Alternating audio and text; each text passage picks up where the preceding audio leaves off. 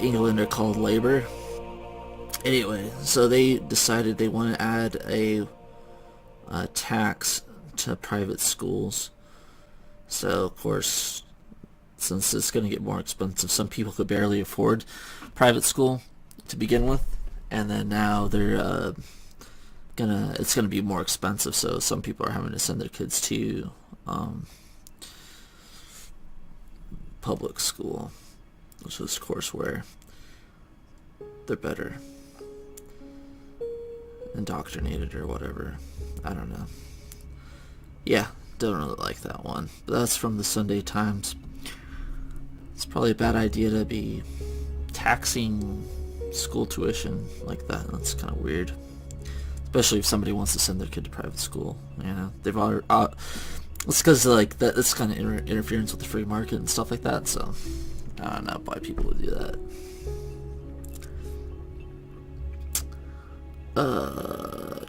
What else we got? Let's get something good. Billions of dollars in cutting edge tech. Oh, ocean exploration. Yeah, so apparently we don't really know much about the ocean. So, like, there's a kind of like a new age of exploration on what's below the ocean. It's kind of cool. So, a lot of people are doing that. But I thought that's pretty cool. New submarine tech and like easier and safer to go explore the ocean.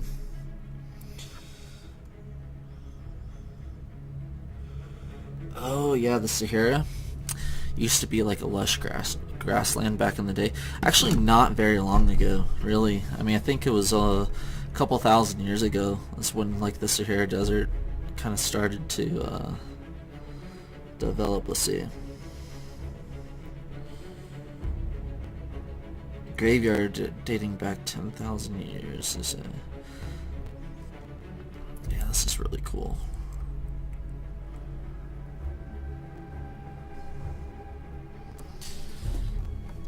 Yeah, I like archaeology. It's my favorite.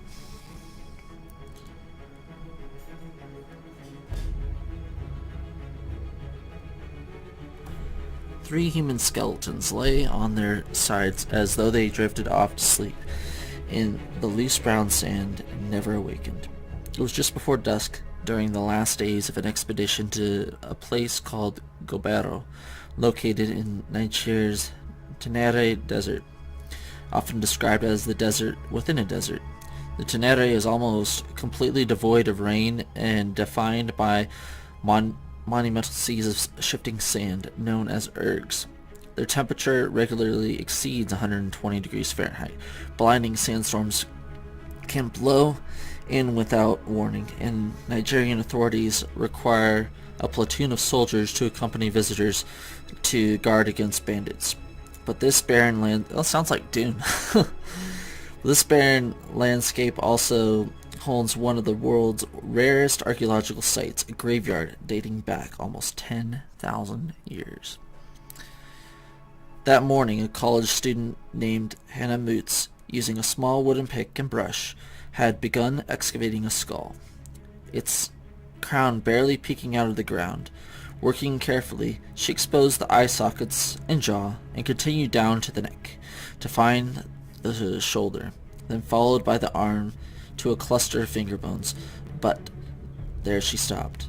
There were too many finger bones for just one body. Paul Sereno, the expedition's leader, joined Moots, and soon they uncovered more bones, many more. Umaru Ide, a Nigerian archaeologist working nearby, came forward to see the progress. Throughout the afternoon, other members of the team, their skin sunburned and clothes grimed with salt stains, gravitated to the dune. Even some of the soldiers cradling their rifles came over to see what was going on. Finally, as the light softened and the desert air cooled, a startling picture came fully into view. The pelvis of one skeleton indicated it was a woman.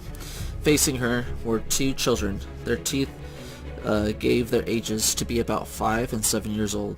The 5-year-old was clinging to the other child and holding on with its tiny arm draped across the 7-year-old's neck. The woman's right arm curled under the older child's head. Her left arm reached out and connected their left hand of the 5-year-old and the jumbled mass of finger bones. Oh man, that's sad. The family, you know.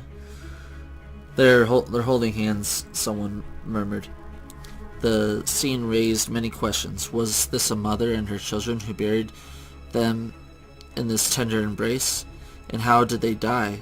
To have been arranged so precisely, the three would have perished at nearly the same time and been poised in this position before rigor mortis set in. Was it a sudden tragedy of some sort, or of ritual sacrifice? No cause of death was apparent. Their teeth and bones signaled good health and betrayed no signs of trauma. But without soft tissue to examine, it was impossible to say how the three seemingly healthy people died simultaneously. Maybe Sereno said they drowned. It was among those gathered. I was among those gathered on the dune in 2006 on assignment for National Geographic. Nearly 2 decades later, now with the 2 children of my own, I am enthralled by the mystery of that scene. But it's just one of the many mysteries that have emerged from that place since then. Just as the Tenere is a desert within a desert, Gobero is a scientific enigma within an enigma, one that has obsessed Sereno, Ide, and many other who continue to glean clues, teasing out a rich picture of a lost world. So when Sereno called in 2022, soon after the pandemic's lockdown had lifted, and offered me a chance to go back to Gobero, I said yes. Oh wow, that's just the intro. The idea of 3 people drowning in the Sahara seems ludicrous until you consider that the Sahara hasn't always been a desert. In fact, it transforms from desert to lush savanna about every 21,000 years. There you go. Set your clocks. A quirk in Earth's planetary mechanics periodically causes its axis to tilt slightly, increasing the amount of radiation directed to the northern hemisphere, which in turn pulls Africa's seasonal rains northward. For millions of years, this cycle of monsoon shifts has created numerous wet periods in the Sahara. The most recent one began in the end of the last ice age, roughly 12,000 years ago. Alright, so what do we got? We got like another 9,000 years, and then it persisted until about 4,500 years ago. Okay, so maybe we're gonna have a desert there for a while. Yeah, 4,500 years ago, well, I mean, technically that's not very long. I mean, with civilization's been around-ish 12,000 years or so right now. That they know of. A little bit earlier, probably maybe 40,000 something. Wow. So there was a lake there. And they drowned in the lake. That's amazing.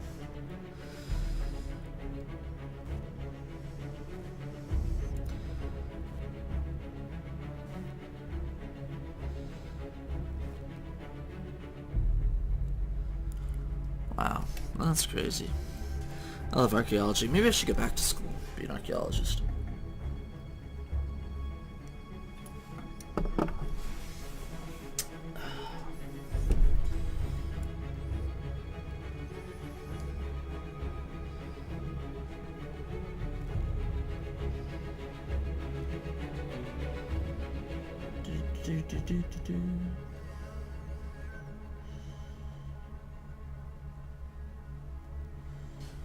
See, we got 0 people watching. It's alright, you know, that's the way they want to be. Alright, now I got 1. It's me. It's alright, you know, that's the way they want to be. Alright, now I got 1. It's me. Huh. Alright. I wonder if this